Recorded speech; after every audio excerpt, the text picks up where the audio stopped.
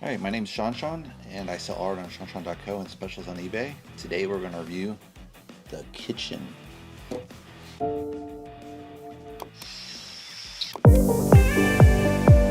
So this is a story by Andrea Burloff.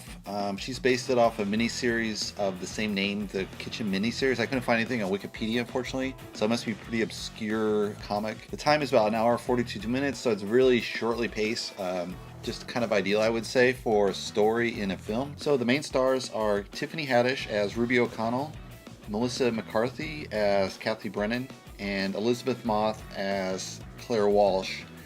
Tiffany Haddish, we know her. She came up with The Comedian, connected with kind of Kevin Hart, and started doing movies. And this is kind of her first serious role, I would say, with not much humor in it. Melissa McCarthy, she's been in quite a few girl adventure films all over the map. They're usually kind of hit or miss. Sometimes they're funny, sometimes they're not funny. Here again, there's not that much humor. Probably a couple jokes here and there. Elizabeth Moss, she's from The Handmaids, which is just a beautiful TV series. If you guys ever want to see it, awesome book too. I don't know if season 2 is going to be as strong as season 1, but season 1 phenomenal, follows the book to a T. So the story is 3 women, they're wives of local Irish mafia, and they're faced with destitution after their husbands get caught in a local heist of a store, and they just need a little bit more money. They want to set up their own insurance company and go clean, and then they get busted, right? The cops show up there really quick, and they're just totally they beat up some cops, and then the FBI shows up, and they're totally screwed, right?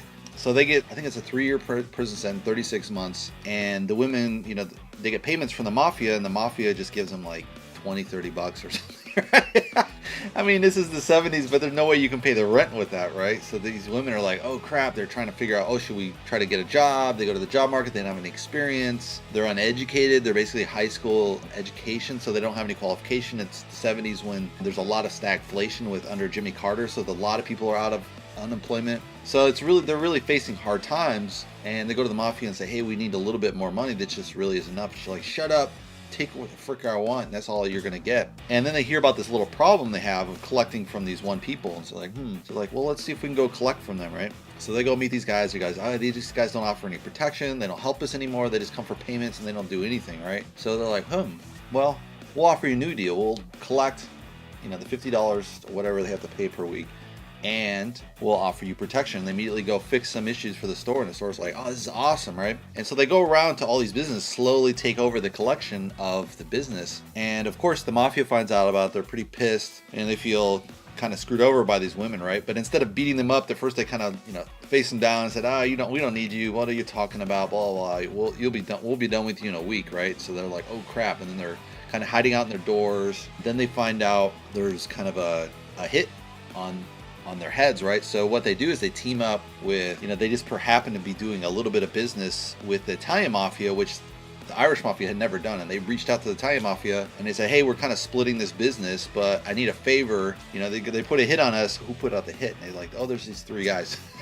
So they added 25,000 on top of the 75,000 and said, kill these guys, right? And so they're like, hey, once you start the war, there's no going back, right? So they kill off these 3 guys. They kill off the mother-in-law. They kill off quite a few people, the lead mafia guys. So basically the mafia is wiped out except for them. So they're basically ruining the mafia. But then they have this other problem where their husbands get out, and then their husbands want to, take over the mafia. For them, it's like they left and it was all theirs, or they were members of it, and so they should be the rightful heirs, right? And the wives were like, well, actually, not really.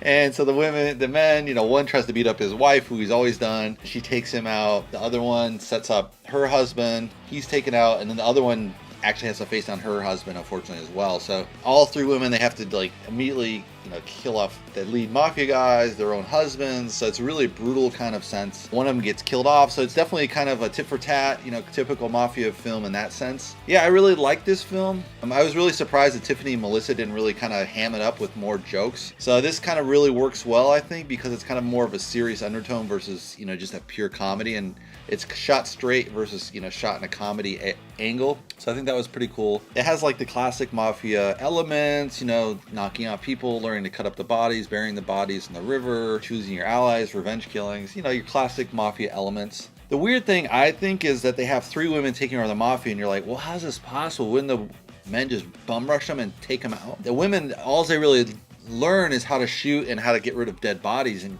I think you need a little bit more to run a mafia just to shoot a gun, because yeah, you can always shoot a gun, but there's always cases where mafia fight each other physically, right? And unless, I mean, the first time you approach them, they just won't take you seriously, which makes sense in that role. But then after they realize you really mean business, you've taken over their business, why wouldn't they physically get them? And so I think this is maybe, you know, they address it, but I don't know if it's so believable. I've just never heard of a women mafia. I did see a film years back where you had kind of a Mexican mafia run by a woman, kind of the grandmother figure. So that was really fun. And she was just totally brutal with her hitmen, right? They just went and did these torture jobs. But then they're like, why wouldn't the hitmen just take her out and take the power, right? Because this is always a classic problem when you run a mafia organization. Your number 2, number 3, they get jealous and be like, oh, screw it, we'll take them out, done. And a lot of mafia films kind of play to this, where the second or third in command, they're hungrier than the first guy, and they just take out the first guy, and it become more of a bloodthirsty organization. So in this case, you have it a little bit with one of the characters kind of taking over the role, and then it turns out she's actually betrayed the whole team in a way. So that has kind of that element in there, so that's kind of a nice touch as well. I like the sets, costumes. I think that was pretty authentic for the 70s. I didn't notice anything that stuck out that looked, you know, like they didn't shoot it right. Yeah, it's just like, you know, some of the scenes where they approach the Italian mafia and the Italian mafia don't take them out, you're like, is that realistic? Why wouldn't they meet on neutral ground? You know, they meet on the mafia's kind of home turf, so they could have been taken out. So you're like, why didn't the Italian mafia just take them out right there, and then they would have had this broken Irish mafia and took over half their neighborhood? It seemed like it would have been the more logical choice for me, but they don't do that. I think in reality, if you had women that ran a mafia, you'd actually have to know karate, you'd have to know boxing, you'd have to know much more about knives, at least how to knife people in person, besides just shooting, right? So they would have more training, I think, involved. It would be kind of quick and dirty. It wouldn't be like professional training, but there would be some kind of training in there. And obviously they would come from nothing, but as they became tougher and tougher, they would have had to kind of evolve themselves in this physical violence and training. You know, physically, I don't think Melissa makes sense. I mean, because she's overweight, so it's like an overweight boss. You know, it's like, I don't know, but you having the Godfather, you know, makes sense. They have an overweight guy there too, so who knows? But that's kind of already a family's establishment, this patriarchy, and there's rules and people follow it, and it makes sense, I think. Here it's like the women are taking over, but why would, you know, the men obviously don't respect it, but then within the women, why would they, you know, look up to this overweight woman? You know, maybe it's just a stereotype in my mind, but I think you have to be kind of lean and mean physically to kind of intimidate people. You know, that may not be the case. Maybe you can be overweight and beat the hell out of people, and I can see that as well, but she doesn't really get into the physical violence per se. It's more like she knows how to shoot a gun and not take crap from people.